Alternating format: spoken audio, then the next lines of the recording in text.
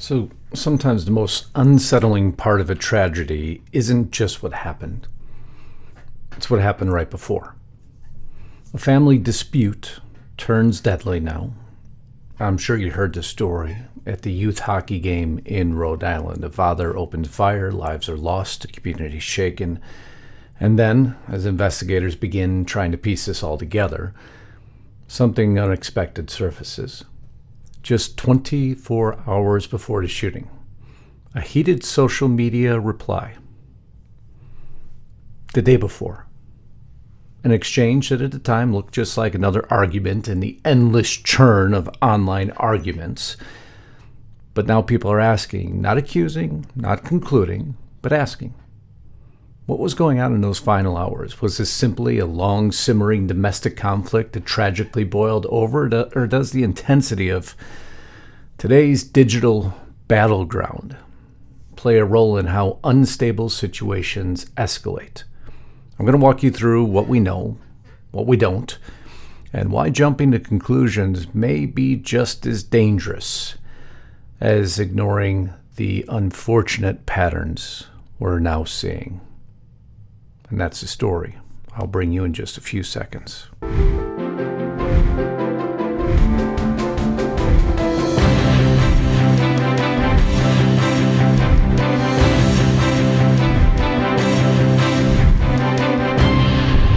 Now, folks, a few have written me about this Bannon story. Now, as you know, if you've watched me, I never discuss Steve Bannon. There's a reason for that. And after the information that has now come out on Steve Bannon, many of you probably understand why I have never covered Steve Bannon. I try never, I'm going to use my words very carefully here. If there's someone who I tend to disagree with for a multitude of reasons, rather than diminish them, I tend not to cover them. Period. And now I believe many of you understand why you've never heard me mention Steve Bannon. So just a point of clarification as to why I don't cover it.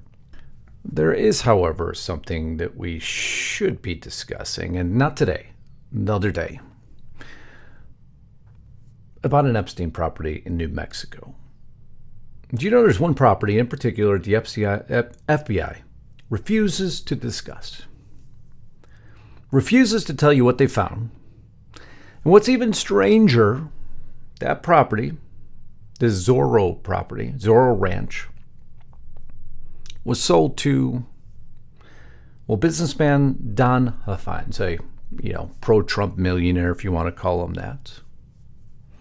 But no background on this one. Out of everything that's coming out, there's some unusual stories about this ranch, and I've been digging into it. I got some records for you, got some information, and I will be covering that in an upcoming broadcast. Just some housekeeping. The man here on your screen is who purchased it. You can tell who's sitting next to him. No accusations, just showing you how connected this man is. One of many stories developing. So much to be discussing right now. Another evidence. Why does Justice Knight despise the UN? UN head sends congratulations to Iran on anniversary of the 1979 revolution. Really? Weeks after Muslim state slaughtered thousands of its own citizens. United Nations. What the hell are you doing? I thought you were to look out for people. I thought you were worried about rights of people. What happened? What do you stand for? What do you represent exactly? Just curious. Yeah, I understand why I'll never support the UN.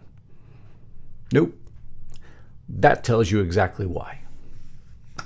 I'm on fire today. There's so many things bothering me. What's happening right now? What's spinning around? Comments have gotten weird in the comment stream recently. Not on our restricted platform. That's a dialed-in platform. Our family there is amazing. The public platform's gotten unusual. And I think it's intentional. The trolls, the evildoers out there, let's put it that way, put it nicely, trying to get everybody off kilter on just some weird stories, which you don't want to really get off kilter on. Why don't you cover this? Why don't you cover that? Why don't I cover stuff like Eric Swalwell's poetry? Because it makes no freaking difference. How is that going to move the needle? When the guy's 19 years old, he's writing freaky poetry. Okay, I'm sure some stuff I did when I was 18 and 19, man, if it comes out in the wash, oh boy. Give me a break, folks. Is that news? That's not news. That might as well be a rag magazine. So no, I'm not going to cover it because there's real stories out there. There's real news, like what...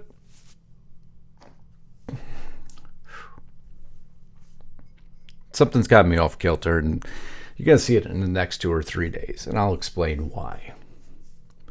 I try not to get aggravated. I try to stay moderated. But something just kicked me off kilter. And there's folks out there right now who are working diligently to keep everyone not focused on what's happening in the background. And remember, everything's a battle of good versus evil right now. Everything. And they're doing it intentionally.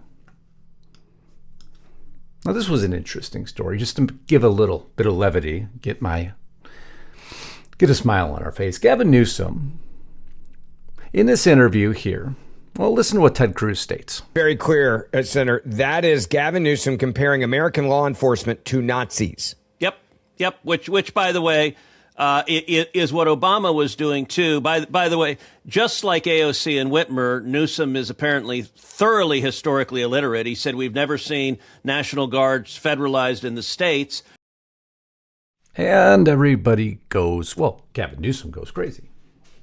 Gavin Newsom is historically illiterate. Pretty easy statement for most to consume and understand. Gavin Newsom.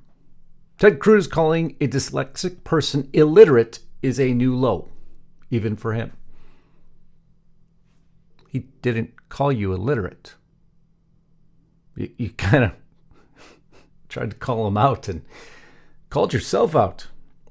He didn't call you illiterate. To be specific, he called you historically illiterate. Those are two completely different things, Gavin. Just so you understand why, think before you text. Because you just, outed yourself. Hence why he soon calls you a clown, because you are. Senator Cruz did not refer to Governor Newsom's ability to read, which means that's the word illiterate, because that is what it means. Because historically illiterate refers to a lack of understanding about significant historical events. Two different things. Thanks for posting, though. I didn't say you couldn't read, you clown. I said you were historically illiterate. But Gavin Newsom, thanks, bud. I know you're going to say it's one of your people who tweeted it, of course. I get it. You guys all have issues, but wow. You guys just give me so much material. The Gavin Newsom Center for kids who don't know what historically illiterate means and who want to learn to do other stuff good too. I love that. Just had to change the pace here a little bit. But this guy's out there in the UK negotiating future climate deals. Woo! We're in a lot of trouble if he becomes president. I mean, he'll give me a ton of material to cover. Unfortunately. Hopefully he never does become, even though Pelosi wants him to become president, because the last person she wants is Kamala, obviously. You know what? Before I go any further, before I get to Chuck Schumer and our final story, which is that horrific shooting, I want to take a quick break here. So let's just back up. I'm not going to do any fancy edits today, so you're just going to have to deal with me. That's what we do here, right? News is news. I don't need a fancy editor behind me. It's me and me alone. If you haven't yet, and you're new here, and so many thousands and top of thousands of you just over the last couple of weeks alone have subscribed, so welcome home. And thank you all for making sure your bell is checked. It's amazing. Most of the views on this channel actually come from recommendations. And YouTube's done that because of you. Because you, by putting comments and shares and joining as members here and continually making sure that bell is checked, has allowed the algorithm to know that this news matters. Those little things make a difference. Yeah, I love when members join, even though I know you all don't have the means to do that. Those who do have the means, it does help to keep the lights on and the camera rolling, because running these platforms has not become any cheaper. They like to make it as difficult as possible for conservative broadcasters to continue forward. Everybody in the comment stream, oh, I want all this for free. Well, it'd be wonderful if it was for free, but unfortunately, all this equipment is not given to me for free. Now, I'm blessed. I got a few sponsors to help out, and I have you, and I have Restricted Republic. See, what we do is, rather than just ask for everything, we give you more. We give you more material. And I'm going to go on, because today's story, there's parts that I can say, and there's parts that need to be said. And the parts that need to be said at Restricted Republic for a very good reason. And I'd love for you to join me there. Even if you don't have the means, there's 14 days for free, because it's really important you hear what I have to say today on this story. So go ahead, join over there for 14 days. And if you don't have the means, you can cancel. You have a dashboard to do it. I know that's rare. Justus Knight is telling me to join his platform and go ahead and cancel before the 14 days. Because you know what? I hope truly that when you're there, you're going to go ahead and look through the catalog and realize how important it is you are there. Because the amount of material will dumbfound you. Because you'll see how hard we work for you, our audience, monthly, annual subscriptions. Because we got a lot to talk about. Let's get into this video. Chuck Schumer to introduce federal legislation making pride flag a congressional authorized symbol. Oh no, it's no joke. I was even going to play it. Well, let's play it quickly. Last week, Donald Trump attacked not just the LGBTQ plus, he says, community, but all of us who care about pride and equality in New York City. But don't we have a voting rights issue going on right now? Don't we have the SAFE Act that you want to stonewall, but you're going to focus on this issue instead? Chuck, your priorities are really off, man. And it's not only, am I claiming this is Republican priorities? No, it's actually Democrat priority too. Where are your priorities, Chuck?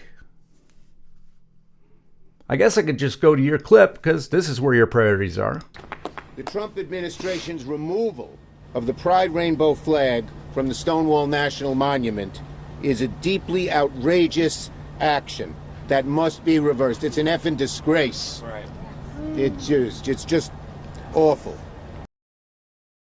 No, absolutely. What is awful is your disgrace. Your disgrace. About this really quick. About 83% of the American people, including majority Democrats, support voter ID laws. Well, yeah, the voter ID laws that, first, each state can have its own voter ID laws, and some do and some don't. But secondly, what they are proposing in this so-called SAVE Act is like Jim Crow 2.0. They make it... Talk about historically illiterate. This Jim Crow 2.0 is the most ludicrous argument that anyone can ever present to the American public, and he continues to throw it around because it's all he has, but someone should really explain to him what that actually means. Talk about irritated. I told you I've been irritated all day today. It's not going to stop, because when a term is used, it's supposed to mean something very specific, very serious, and very real.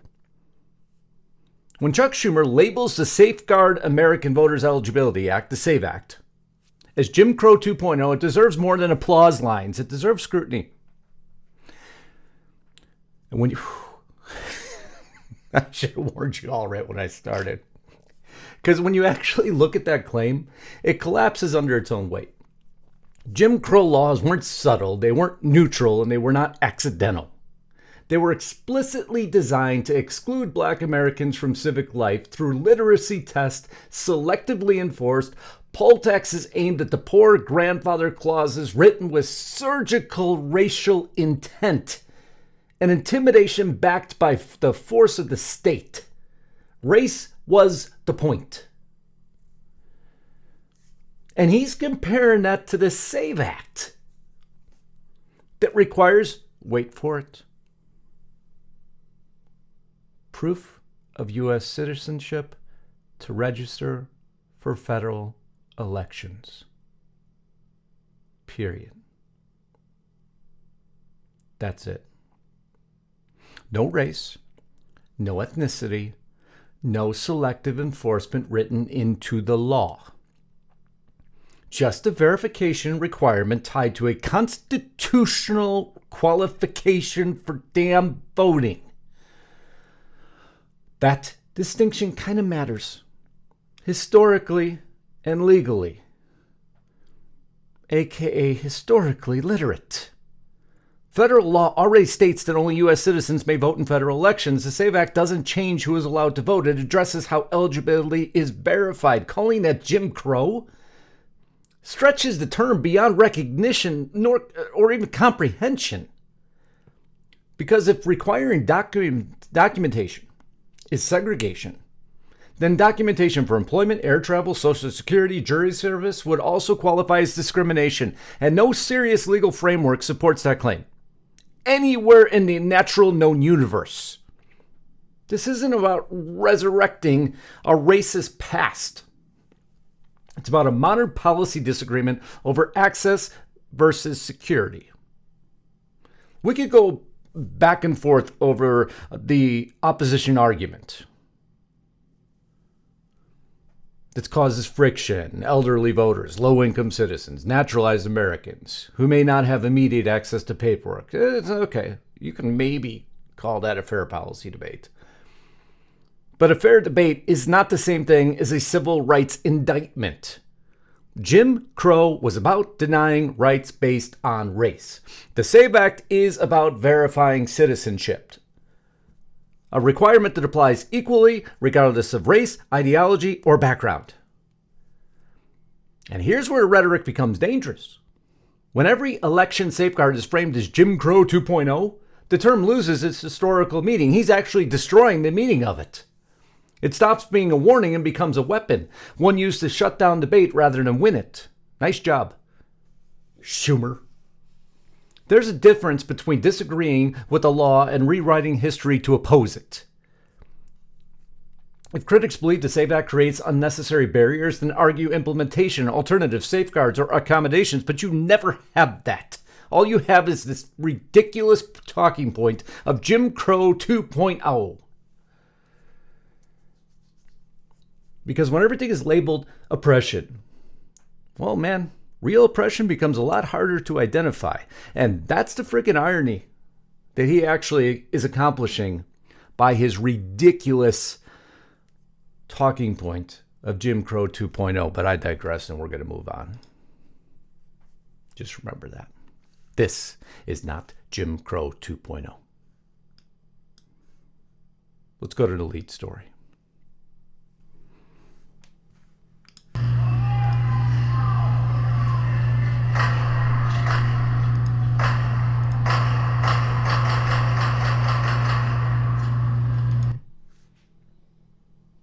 That was the sound of the gunshots as they rang out at the ice skating rink in Pawtucket, Rhode Island. And the story began. All right, Nicole, we just got some chilling information into the newsroom. We do have some sad updates to deliver. This is from the mayor's office of Pawtucket. A young girl is dead. A young girl was killed in the shooting. We also know that the shooter is dead. Police... Okay. Shooter's identified. Multiple photos of the shooter. I'm sure you're up to speed on the story at this point in time.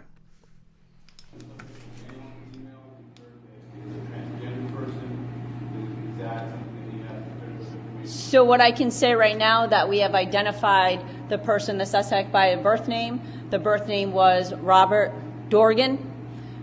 We have also learned that the person does go by the name of Roberta, also uses a last name of Esposito. But again, that will be all confirmed throughout the course of the investigation. Okay, we got the facts up.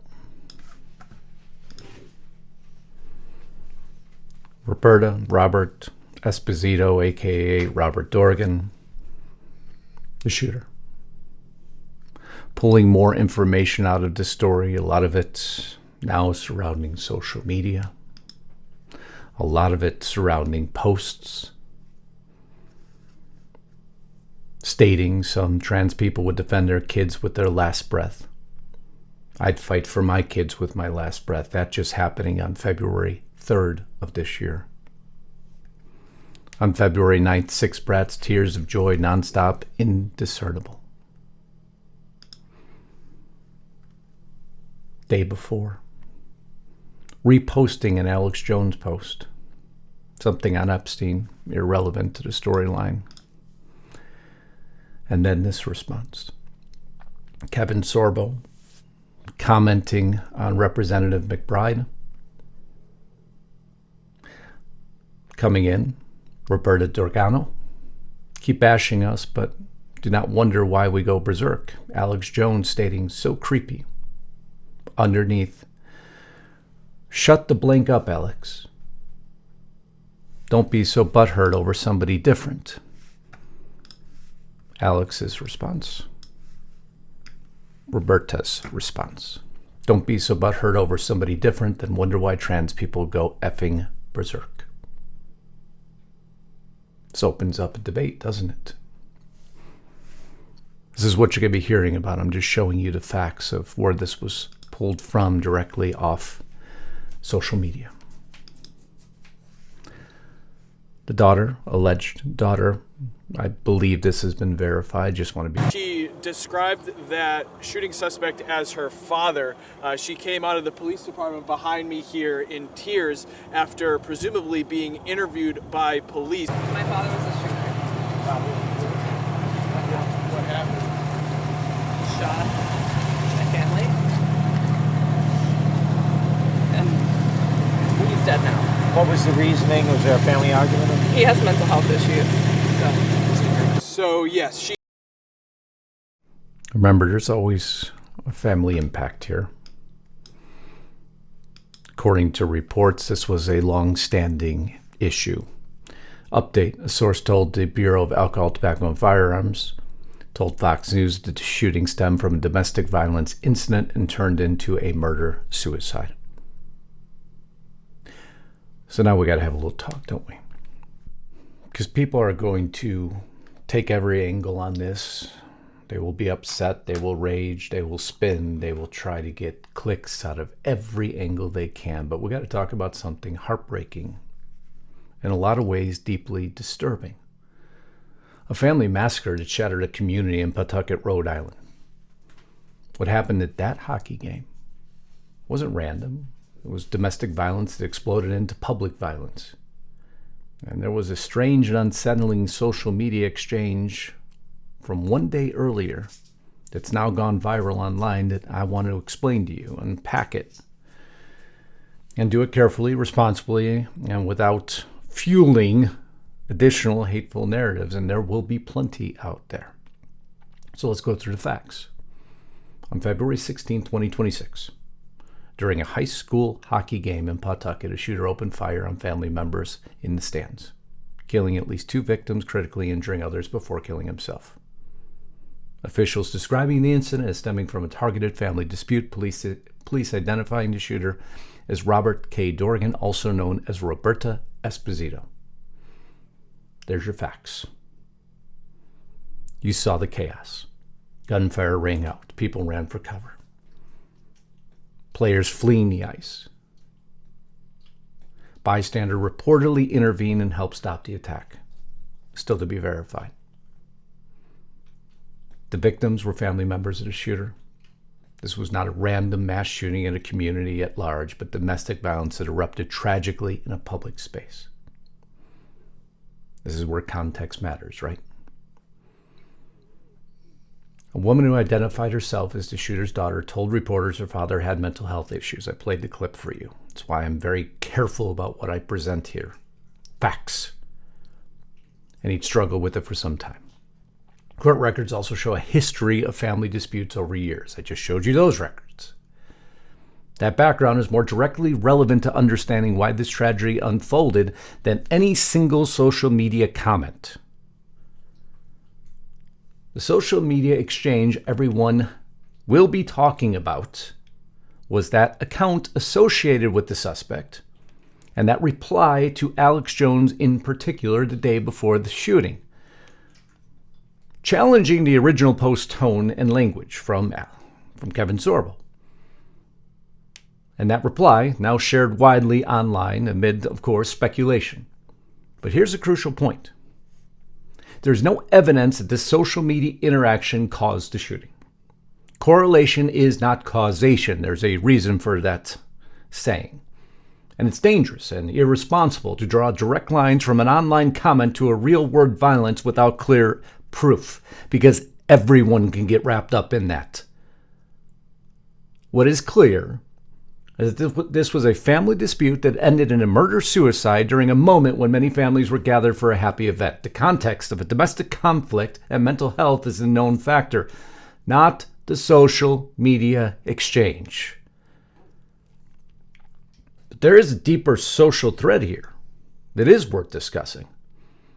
When people are venting rage online, when family conflict goes unaddressed, and when mental health struggles go untreated, it can sometimes culminate in terrible, horrific, real-world tragedy and consequences. But we need to talk about responsibility, both personal and systemic, not scapegoats. Stop that from replaying there. And here's where the story becomes deeply uncomfortable. Because tragedies like this don't happen in a vacuum. You know, that's one of my favorite statements. They unfold along timelines, moments, interactions, escalations, and sometimes when we look back at those final 24 hours, we notice things that feel unsettling. Not proof, not causation, but signals. But it's easy on social media accounts for people to declare the exact opposite. It's convenient for clicks. And that's unfortunate. A domestic dispute turned into irreversible violence. A public space shattered. Everyone in that audience will now be traumatized. And just one day earlier, an online exchange charged with anger, identity, and confrontation. Did that moment matter? We don't know. There's no evidence tying a social media reply to what happened next. And the only person who could tell you that is no longer with us. And it's why it would be reckless to claim anything contrary. But what we can say is this.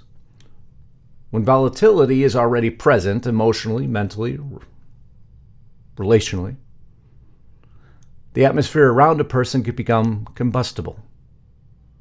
And nowadays, that atmosphere is very often digital. So maybe the real question isn't about one post. Maybe it's about the pressure cooker we're all living in daily. Kind of goes back to my original commentary. See, some of us can handle things rationally and keep everything relative. You have no idea what we read every day online, what emails we receive, what phone calls we receive. So you got to be able to examine the escalation online and offline, or else we'll keep being shocked when the boiling point's finally reached. The social media landscape in itself is a horrific and terrifying landscape, one of which very few can understand.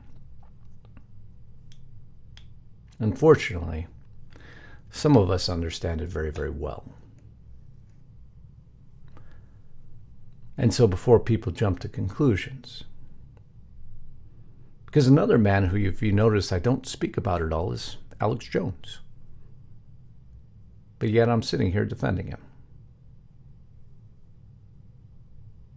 There's a reason for that. Because I know what's about to happen. Because people will draw conclusions. And in that landscape, every comment he makes, and he makes a lot, and eventually you'll bump into the wrong person, the wrong comment at the wrong time. And then it happens. Don't believe for a minute that people won't be drawing a finger of blame back at him, huh? Irresponsible on their part. irresponsible on many parts. Timing is everything. And now the part I do want to discuss. Because just a few days before, the Silence of the Lambs team reckons with their movie that they did. And one character in particular, Buffalo Bill.